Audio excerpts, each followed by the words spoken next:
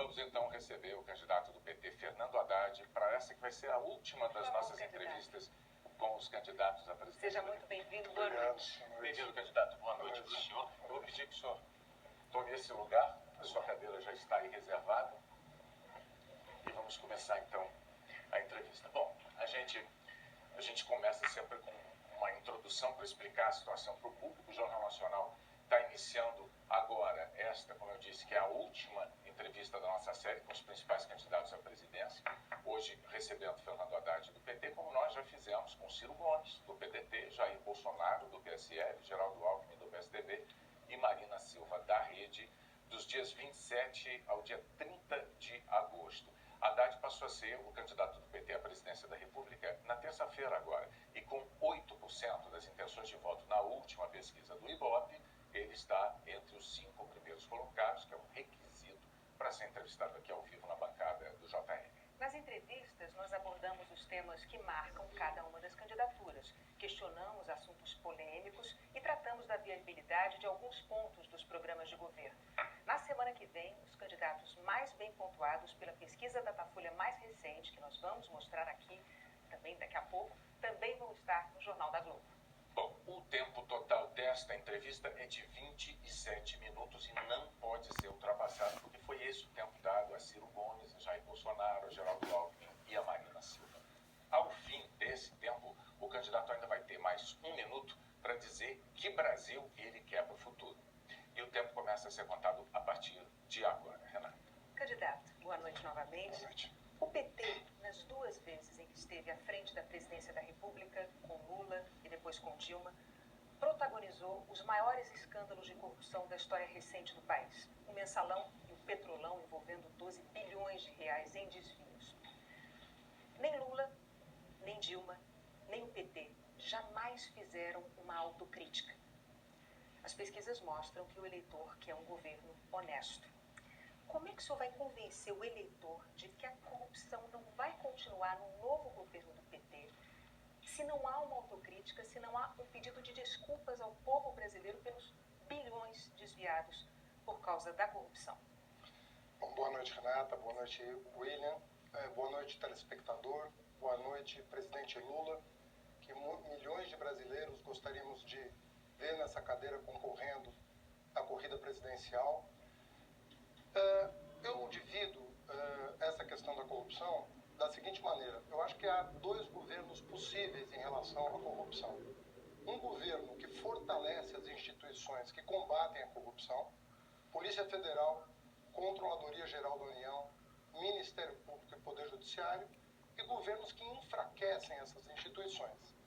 Na minha opinião, os governos do PT foram os que mais fortaleceram as instituições que combatem a corrupção. Mas, de fato, candidato, independentemente, só com relação a isso, independentemente de ter fortalecido ou não, o fato é que integrantes do governo do PT foram pegos em atos de corrupção pelos mecanismos de controle anticorrupção, independentemente de quem os fortaleceu ou não. Isso é fato. Eu volto a repetir, será que uma autocrítica, um pedido de desculpas, um meia-culpa mesmo ao povo brasileiro? Minha resposta. A corrupção na Petrobras, isso no depoimento de vários delatores, testemunhas e colaboradores, ela data de tempos muito remotos, ela remonta à ditadura militar. E todos foram unânimes em dizer que é de muito tempo. Se você não fortalece os mecanismos de combate à corrupção, você não descobre a corrupção. O papel de um governo é, sem tomar partido, sem proteger amigos, sem perseguir adversários, é fortalecer esses mecanismos. E a própria Polícia Federal, o próprio Ministério Público reconhecem que os governos petistas foram os que mais apoiaram essas instituições. Bom, o senhor mencionou a Petrobras, mas é fato, todas as investigações da Lava Jato apuraram isso, e as nomeações de diretores da Petrobras passavam, sim, pelo presidente Lula, pelo então presidente Lula. A gente sabe, inclusive, que Renato Duque era, dentro da Petrobras, segundo a Lava Jato, responsável pela propina do PT. O presidente Lula se encontrou com o Renato Duque no aeroporto de Congonhas para falar sobre as denúncias de corrupção. Ele confessou isso, né? Renato, deixa eu te explicar como é que funciona o governo federal. É muito importante para o telespectador entender a complexidade do governo federal. O presidente da República, ele escolhe o presidente da empresa, ele escolhe os membros do conselho, a quem ele convida, com participação inclusive da iniciativa privada, mas é muito difícil para um presidente se imiscuir em assuntos assim, de cada diretoria, tanto é que os diretores da Petrobras não despacham com o presidente da Por que República. o presidente Lula se encontrou com Renato Duque no aeroporto de Congonhas? Depois de deixar a presidência, em função de um rumor. Dilma Rousseff era presidente do Conselho de Administração. Sim, que afastou Renato Duque quando tomou posse, a partir de um rumor de que ele poderia estar envolvido num esquema de propina. Esses diretores todos já tinham sido afastados. Então, eu não estou aqui querendo dizer que não houve falha na fiscalização da Petrobras, porque o papel de um governo é também, não só... Falha de quem, candidato? Desculpe. Falha de quem? Para essa corrupção graçar dentro da empresa? Deixa eu te responder. A administração pública, ela avançou muito, a administração direta e indireta. As estatais, eu considero que ficaram mais desguarnecidas. Mas o fortalecimento dessas instituições desbaratou uma quadrilha que foi posta na cadeia. Inclusive os empresários que participaram da corrupção, esses infelizmente já saíram. Mas, candidato, eu penso que foram muito fazer beneficiados uma observação que pela é lei, importante. foram muito beneficiados pela lei que permitiu que, às vezes, uma delação acompanhada sem provas pudesse gerar um benefício a ponto de um corruptor, confesso, já estar gozando da liberdade e do seu patrimônio. Candidato, vamos colocar as coisas nos seus devidos lugares. O senhor já disse em entrevistas anteriores, né, que o que aconteceu em relação à corrupção foram atos de indivíduos e não do Partido dos Trabalhadores como organização. O Ministério Público tende a discordar dessa sua afirmação, porque no levantamento do próprio Ministério Público, quando a gente olha aqui a lista, a gente vê entre presos, condenados, investigados e réus na Lava Jato, o que é que tem do PT? Tem 2 ex-presidentes da República, Lula e Dilma. Tem 11 ex-ministros. Desses 11 ex-ministros, tem 2 ex-ministros da Fazenda, Guido Mantega e Antônio Palocci. Tem 4 ex-presidentes do Partido dos Trabalhadores, eu posso nomeá-los, se o senhor preferir. Tem 3 tesoureiros, ou seja, os procuradores, diante dessa situação, eles dizem o seguinte: não havia ali atos isolados, o que havia ali era uma situação sistêmica, organizada. Eu gostaria de saber como é que o senhor se contrapõe a essa evidência. Olha, na verdade, o financiamento empresarial de campanhas criou uma série de brechas que permitiram a pessoas, algumas tentarem ajudar o partido de forma irregular e outras enriquecerem pessoalmente. Eu não condeno ninguém por antecipação. Você citou pessoas que já foram, inclusive, excluídas de processos penais. Eu citei Várias pessoas delas. que estão presas ou condenadas, ou que são réis, ou que foram investigadas. Vamos falar de um nome conhecido. A presidenta Dilma não é ré em nenhuma ação que eu tenho conhecimento. Você tem conhecimento de uma ação Ela é em que investigada, candidato. Mas, peraí. Presos, condenados, investigados. Investigados. A Rede Globo é investigada. Mas A Rede Globo não é essa a questão, Não, candidato. é O senhor essa se a questão. apresenta aos eleitores Mas você brasileiros condena uma pessoa, como candidato uma do Partido instituição dos que é Trabalhadores. Me investigada? permita, o senhor se apresenta como candidato à presidência da República pelo Partido dos Trabalhadores. O Partido dos Trabalhadores tem esta lista imensa de integrantes envolvidos na Lava Jato de alguma maneira. Alguns estão presos, outros não estão, são réus, outros são investigados. Esta situação não é criada pela Rede Globo Televisão, nem pela mídia, nem pela imprensa. É uma situação dada. Eu estou oferecendo ao senhor a oportunidade de se contrapor a esta evidência, porque o senhor diz que petistas erraram, não o partido. E o Ministério Público diz que havia uma organização, um sistema de corrupção que integrava essas pessoas. Eu estou voltando à sua pergunta. Você citou a presidenta Dilma Rousseff. Ela não é ré em nenhuma ação. Investigada, candidato. Mas, conforme eu disse, hoje nós estamos num momento em que muitas pessoas são investigadas e muitas estão sendo absolvidas. Outras tantas não. Outras tantas não. Então você tem que individualizar e cada um pagar pelos seus atos. Você não pode, em função de um indício, condenar. E eu penso, Bonner, que a Rede Globo muitas vezes condena por antecipação. Não é pela maneira vocês não tratam. Os próprios, Eu, como jornalista, jornalista, o que eu faço é jornalismo. Vocês não tratariam os problemas da Rede Globo da maneira como vocês tratam os problemas do PT? Os problemas da República, candidato, os problemas da República dizem respeito a uma nação de brasileiros, a milhões de eleitores que estão agora há dias. Não se trata Nós disso. tivemos um problema na Receita Federal da Rede Globo. Candidato, E eu não gosto as de ficar questões... antecipando juízo sobre a Rede Até porque o Globo. senhor está tendo, nesse momento, a oportunidade de explicar para o eleitor brasileiro que está assistindo a Eu entrevista... volto a repetir. Eu entendo que a situação é muito diferente. Eu discordo da sua afirmação de tentar envolver, por exemplo, a presidenta Dilma, pelo fato de que... Mas é natural. Qual é a pessoa que hoje está na vida pública e que não está investigada? Hoje a delação virou uma indústria, Gordon, que todo mundo, para diminuir 80% da pena, fala o que quer sem apresentar provas. Você acha isso correto? Uma pessoa pega 20 anos de cadeia, faz uma delação, não apresenta nenhuma prova, a pena cai para 4 anos e a pessoa vai para a prisão domiciliar, gozar do seu patrimônio intacto. Enquanto os trabalhadores da empresa estão demitidos. Vamos lá, candidato. Além de criticar as delações... Em nenhum lugar do mundo funciona assim.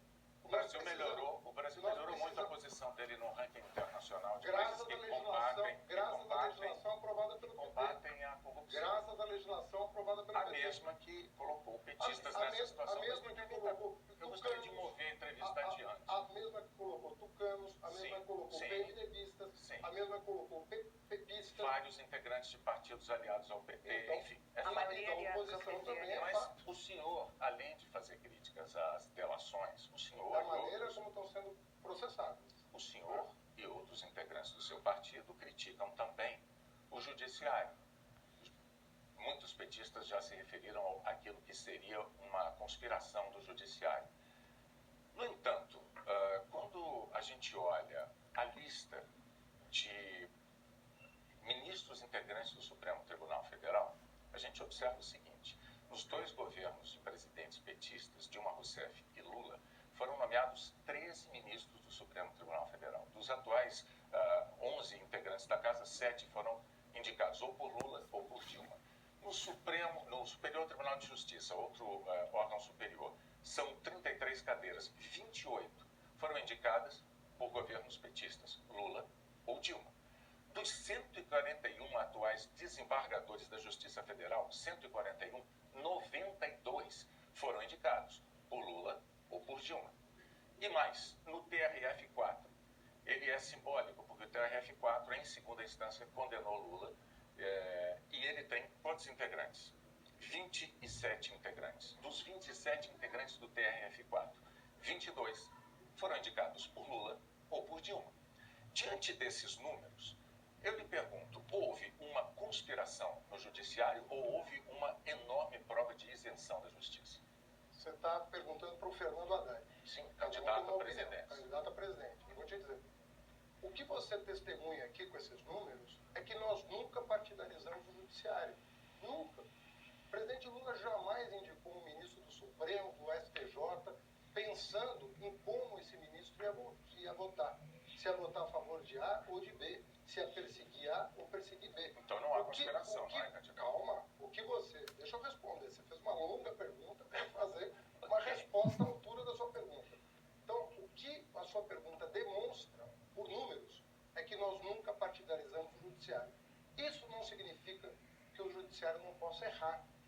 E é em função dos erros judiciários... Errar ou conspirar, candidato? Errar. Você está perguntando a minha opinião. Eu nunca usei a palavra conspirar. Foram muitos os petistas que recorreram a essa expressão. Você diga o nome e eu vou responder. Não é necessário.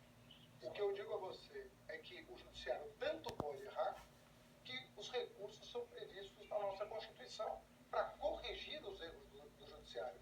Se ele fosse infalível, bastava juiz de primeira instância. Agora, Você não candidato... precisava de recurso. Candidato, o seu nome foi citado na delação da Odebrecht. O seu nome foi citado na delação também de Mônica Moura e da UTC, de Ricardo Pessoa. Muito bem. O senhor acabou de ser denunciado pelo Ministério Público nessa semana por corrupção passiva, lavagem de dinheiro, formação de quadrilha. O senhor e mais 4 pessoas, entre elas, inclusive o ex-tesoureiro do PT, João Vacari. O senhor, portanto, é denunciado na Lava Jato. E isso não o constrange como candidato à presidência da República?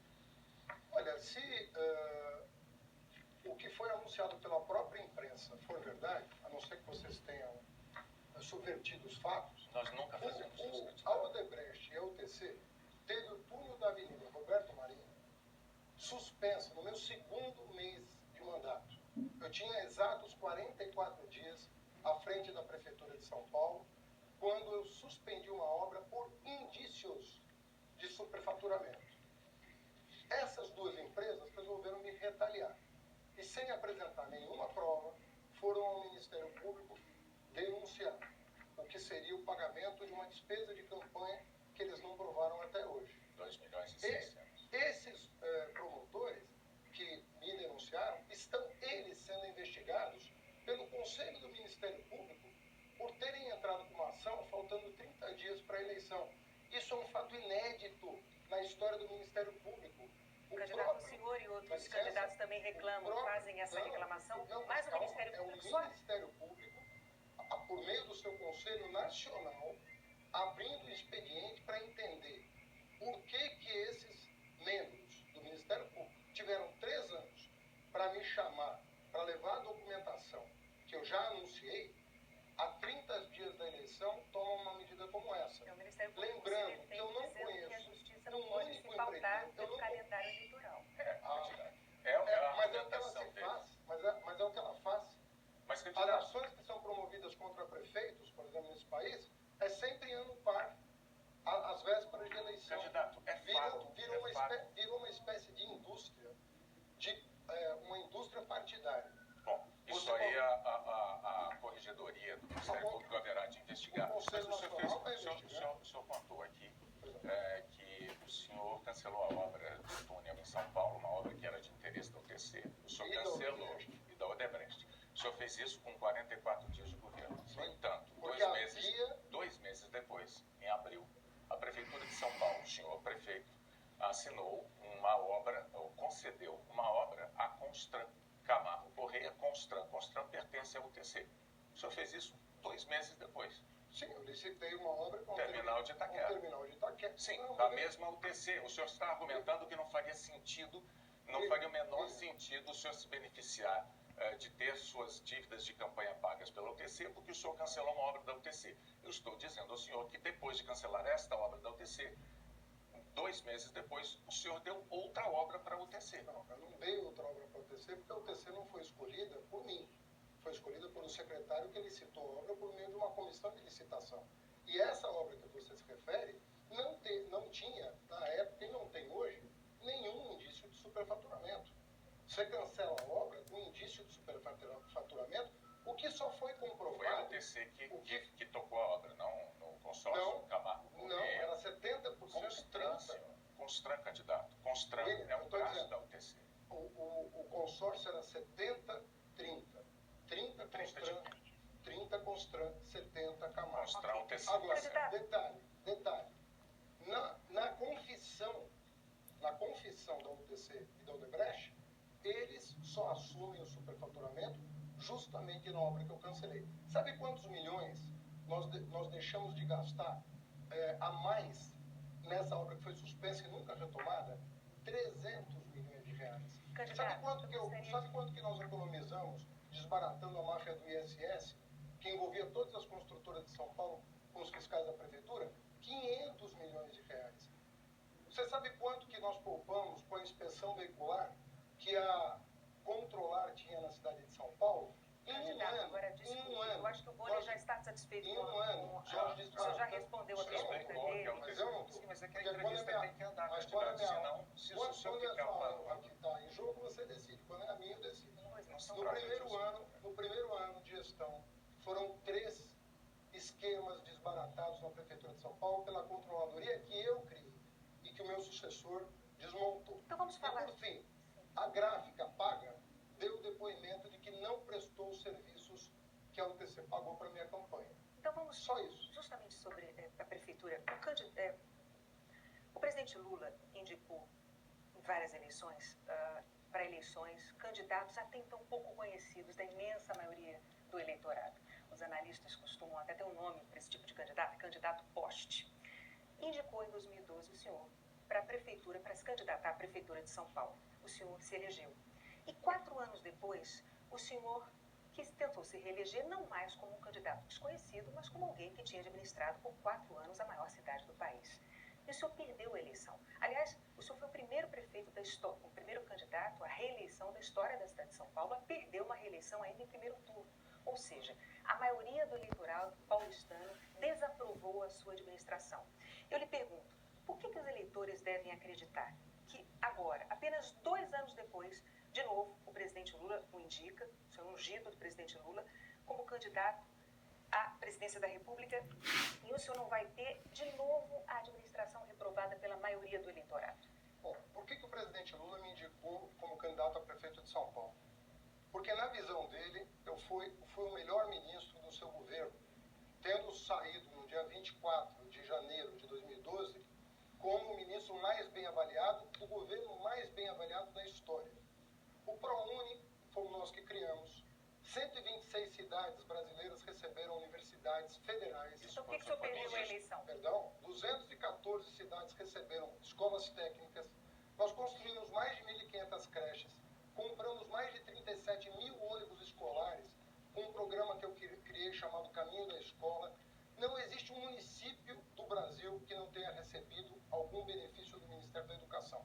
Foi por isso que ele me escolheu para prefeito de São Paulo e eu ganhei do candidato presidencial do PSDB, Que perdeu que na perdeu a eleição. candidato. Em 2016, entrando na sua pergunta, foi um ano muito atípico na cidade de São Paulo.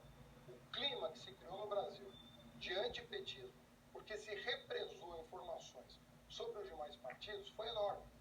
E o que aconteceu em 2016? O Temer assumiu a presidência da República e o Tasso Gereissati, ex-presidente tucano, admitiu ontem em entrevista que o maior erro do PSDB foi ter contestado as eleições de 2014, foi ter aprovado pautas bomba contra o governo da Dilma e ter embarcado no governo Então, o Temer. senhor está dizendo que os eleitores não sabem votar. Em 2016, Eles puniram o senhor perdão, com a não eleição. Em 2016, esse país tirou uma presidenta legitimamente eleita do poder, colocou o Temer, que atraiu com um programa completamente diferente, e elegeu João Dória na prefeitura de São Paulo. O senhor atribui a isso a sua derrota eleitoral? Pergunte hoje para os eleitores de São Paulo o que eles acham do meu sucessor. Pergunte aos brasileiros o que eles acham do governo Michel Temer. E aí você vai saber o que aconteceu em 2016. Aconteceu uma indução a erro. Então, O esta eleitor indução estava a erro foi um erro do O eleitor foi eleitor. induzido a erro. Então, o senhor disse que o eleitor votou errado. Não, Ele votou errado. Ele foi votou induzido pelas a erro. informações que ele tinha. Tá, mas as informações As que ele tinha informações não que ele diz, ele tinha não é de que dispunha o de PSDB era informações. de Santos, o PMDB era de Santos, o PP era de Santos e o demônio do país virou o PT. E o E isso petista, se provou e o errado. petista Fernando Haddad, Pois é. quando candidato à prefeitura de São Paulo, fez uma série de promessas e não as cumpriu. Eu lhe pergunto se as promessas que o senhor não cumpriu não teriam tido um peso grande nessa sua derrota eleitoral em primeiro turno na tentativa de reeleição. Eu vou exemplificar. Pois é. O senhor prometeu construir 55 mil moradias e entregou 15 mil. O senhor prometeu construir 43 unidades básicas de saúde. O senhor entregou 12 de 43. No fim do seu mandato, havia quase 500 mil de paulistanos, 500 mil pessoas esperando para fazer um exame médico. Essa fila era uma fila de 500 mil de paulistanos. Na área da segurança pública, o senhor prometeu contratar 2.000 guardas civis. O senhor entregou uma contratação de 600. Prometeu 2.000, entregou 600. O senhor não cumpriu promessas como prefeito de São Paulo. Muito bem. Por que o eleitor haveria de imaginar que o senhor virá a cumprir as promessas que faz como candidato à presidência da República? O meu plano de metas, William, tinha 123 metas. Eu cumpri a maioria delas. Mas o senhor deixou coisas em aberto em saúde. Não, mas... Em saúde e segurança pública para dar não está me deixando Não, responder. candidato, eu só não quero que o Eu senhor... viabilizei. O senhor pode se defender e responder Não, só mas depois de eu- eu fazer esta observação. Pois não. O senhor deixou em aberto promessas na área habitacional, na área da saúde, na área da segurança pública. Por favor, Os pode seus responder. números não estão bem corretos. Na Eles área da estão na corretos, área da moradia, não. checadíssimos. Na área da Candidato, por moradia, favor, nós não vamos publicamos- discutir números agora, porque eles estão Bom, eu não corretos. vou entrar nessa polêmica, É está isso, publicado melhor. no Diário Oficial. Isso. No Diário Oficial princípio estão os dados. Estão Agora, são 123 itens, nós cumprimos mais de 50%, 100% das metas e 85% ou 100% ou mais de 50% das metas. Detalhe, o PIB brasileiro entre 2015 e 2016 caiu 8%. Eu peguei a maior recessão da história da cidade de São Paulo e entreguei à cidade um grau de investimento. Um grau de investimento. Você sabe o que é o grau de investimento? Sim, sim. Então você fica sabendo que com a maior recessão da história da cidade, eu entreguei com 5,5 bi em caixa, com 2.200 para pagar. Eu tive responsabilidade de manter a cidade de São Paulo sã num período de crise. Hoje, você tem estados atrasando salário, você tem municípios atrasando salário, você tem obras paradas no Brasil inteiro. Você não tem nada disso na cidade de São Paulo, Candidato. não por causa do prefeito atual, por causa do trabalho que eu fiz. Ok, de para a saneamento entrevista, das então, render finanças. mais, vamos continuar. Para a eleição de 2010, o presidente Lula indicou a então candidata à presidência da República, Dilma Rousseff, exatamente como fez com o senhor em 2012 para a Prefeitura de São Paulo e agora com a sua candidatura à presidência da República. Mas ao sair do governo, ter que deixar o governo, a presidente Dilma deixou o Brasil na crise em que todos nós brasileiros estamos mergulhados hoje e quase 11 milhões de desempregados. Hoje esse número já são 13, mais de 11 milhões de desempregados, hoje são 13 milhões. Por que os eleitores devem acreditar que com o senhor, o partido que deixou mais de 11 milhões de desempregados não vai agravar a crise? Olha, eu tenho todas as razões do mundo para imaginar que o PSDB não vai sabotar o governo eleito no próximo dia 7 de outubro, como fez em 2014. A culpa Em é do 2014, não, a culpa é do PSDB porque o presidente do PSDB assumiu a culpa ontem. Candidato. Assumiu a culpa ontem no jornal de grande isso não se circulação. sustenta. Candidato, em Dá licença, 2014, eu vou reproduzir a fala do Tasso Gereissati ontem na Folha de São Paulo. O Tasso Gereissati falou: nós cometemos 3 erros. Nós, pela primeira vez, questionamos o resultado eleitoral no Brasil. Isso é um crime contra a democracia. Não se faz. Em segundo lugar, nós aprovamos uma pauta em que nós não acreditávamos para prejudicar o PT. As palavras são dele. Tasso Gereissati. 3, nós embarcamos no governo Temer. E 4, nós embarcamos em Aécio Neves. Isso é o PSDB, candidato. Esses 4 elementos é responsabilidade do A PSDB. crise é dos outros, dito então, o que pelo dizer dos PSDB. mais de 11 milhões de desempregados? Mas Dilma Rousseff deixou o quando que a Brasil com recessão mais de começa? 11 Quando que a milhões de recessão desempregados. começa? Dilma, candidato. Quando que a recessão começa? Depois da Candidato, reeleição. me pergunta, o senhor fez uma Depois da pergunta, eu vou lhe reeleição. responder. Em 2014, Qual era a durante taxa a de desemprego? campanha eleitoral de 2014, o déficit público passava de 17 bilhões. O PIB, o crescimento do PIB já tinha caído para 0,5%. A presidente Dilma Rousseff, candidata à reeleição, dizia que estava tudo indo às mil maravilhas. Vamos relembrar a história. Não só isso, ela dizia que ia manter, se reeleita, a política que estava implementando para a economia brasileira e ainda acusava, o senhor deve se lembrar disso também, ela acusava os adversários, dizia que se eles ganhassem, ao assumirem o poder, eles iam mexer na economia e iam tirar, aspas, tirar a comida da mesa do trabalhador. Aí, ela ganhou a eleição. Ao ganhar a eleição, tomou posse e imediatamente tentou corrigir os rumos da economia, daquilo que o senhor mesmo chamou de cavalo de pau. Ela deu o cavalo de pau tentando corrigir a economia, porque ela precisava ser corrigida, só que aí ela perdeu completamente a credibilidade. Os críticos imediatamente disseram que ela cometeu um estelionato eleitoral e nós mergulhamos numa crise de que, aliás, ainda não saímos até hoje. Qual é a dificuldade que o Partido dos Trabalhadores tem de fazer uma autocrítica, de reconhecer a sua culpa, a gestão da economia no ano de 2014 já fazendo Sabe qual é o problema? Primeiro você está citando uma entrevista minha em que eu digo os erros que foram cometidos no final do governo Dilma. Então, é contraditório o que você está dizendo, porque você está citando uma entrevista minha, em que eu estou dizendo, eu estou fazendo as críticas.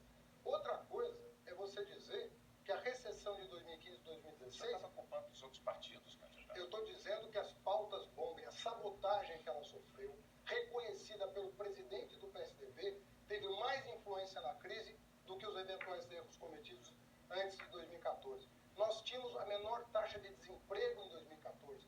está falando de desempregado, pega a série histórica, 4,9% de desemprego em dezembro de 2014. E aí começa o seu Eduardo Cunha, o seu Aécio Neves, a aprovar despesa lá no Congresso Nacional. Despesa em cima de despesa. Para sabotar um governo que precisava fazer um ajuste, mas não para jogar a economia numa recessão, para recuperar a economia, como já tinha acontecido em vários momentos. Como nós combinamos antes, infelizmente o seu tempo terminou, mas enfim, está registrada aqui a sua opinião a respeito. Eu pediria agora que o senhor se dirigisse ao público para manifestar para ele qual é o Brasil que o senhor quer para o futuro. O senhor tem um minuto. Eu tenho certeza que todos que estão me ouvindo se lembram dos 12 anos de normalidade democrática que nós vivemos no país. Era luz para todos, era universidade para todos, era ProUni, eram universidades no interior, eram escolas técnicas no interior, era a transposição do São Francisco, era a Transnordestina. Geramos 20 milhões de empregos em 12 anos na iniciativa privada e no serviço público. 12 anos de normalidade democrática. A partir do momento que a oposição passou a contestar o resultado das urnas, nós passamos a enfrentar essa crise, da qual nós podemos sair em outubro deste ano, se nós recuperarmos o projeto que vinha dando certo. Desenvolvimento econômico com inclusão. O povo é parte da solução, o povo não é problema. Vamos fazer o Brasil ser feliz de novo. Vote 30.